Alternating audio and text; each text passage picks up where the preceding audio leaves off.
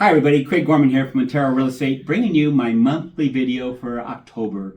You know, with the holidays coming upon us, there's a lot of stress. And what's the best way to beat the stress? You know, if you're the stress beater, it's so much easier. And you're thinking, how can you be a stress beater? Easily, by being a loving person. Do you realize that being loving towards people, especially those that have different opinions that involve cultivating empathy, you want to do active listening and respect while keeping an open mind, and practice patience while you're dealing with them. You're thinking, how the heck do you do that? Easy. You know, cultivating empathy. Try to understand where people are coming from. Knowing that it's the holiday season and different people have different stresses, it's good to know where they're coming from, so when you hear it, it doesn't hit you on the side.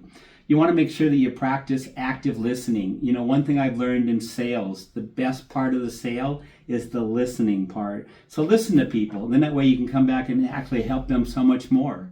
You can communicate respectively.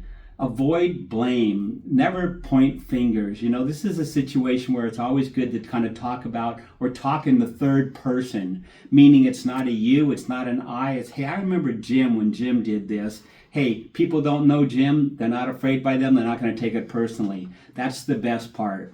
You also want to make sure that you seek a common ground. Sometimes when you have a difference of opinion, you're on one stage, they're on the other. If we can get on one in the middle, it makes it so much easier to kind of converse about it.